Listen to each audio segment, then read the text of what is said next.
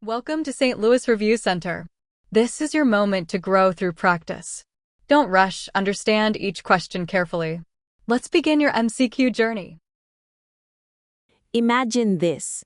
Isang 20-year-old woman walks into the clinic determined na maging responsible about her reproductive health.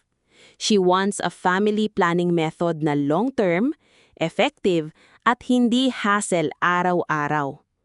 Now the question is, gaano katagal magiging effective ang Norplant implants?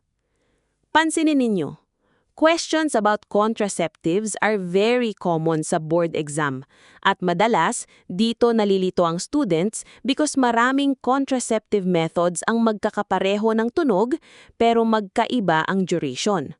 So, basahin natin ang situation carefully. Dana, 20 years old, chooses subcutaneous implant or Norplant as her method of reproductive life planning. How long will these implants be effective? Is it 3 months, 6 months, 3 years, or 5 years? Now notice this. The key word here is Norplant. Kapag nakita ninyo ang Norplant sa board exam, automatic dapat pumapasok sa isip ninyo, long-acting reversible contraception. Pero bago natin sagutin, isa-isahin muna natin ang choices. First option, 3 months. Huwag kayong malilito dito. Ang 3 months ay commonly associated with injectable contraceptives tulad ng Depo-Provera. Injectable iyon, hindi implant. So this is incorrect. Second option, 6 months. Again, masyado itong short para sa implantable contraceptive device.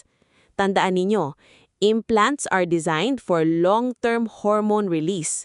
So, eliminate din ito. Third option, 3 years.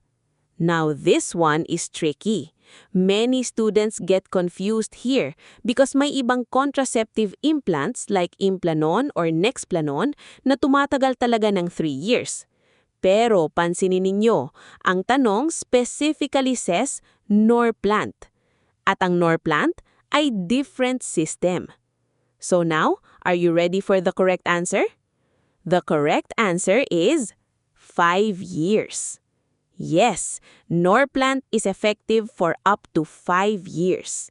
This is very important. Norplant contains levonorgestrel, which is a synthetic progestin.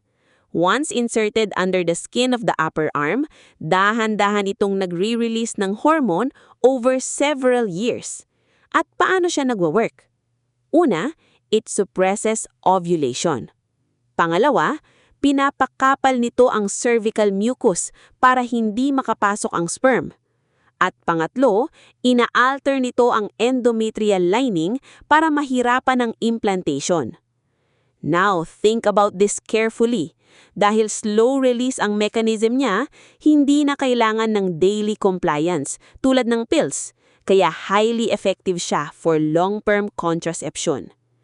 Pero tandaan, after 5 years, bumababa na ang hormone release, so the implants need to be removed or replaced to maintain protection. In the board exam, laging bantayan ang keywords na related sa duration. Injectables, usually months.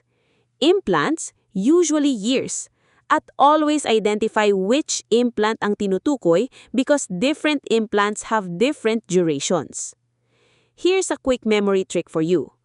Norplant equals no worries for 5 years. Simple, catchy, at madaling maalala during the exam. Always remember, as future nurses, hindi lang tayo nagbibigay ng medications or procedures. We educate patients so they can make informed and empowered decisions about their health. Kaya keep studying smart.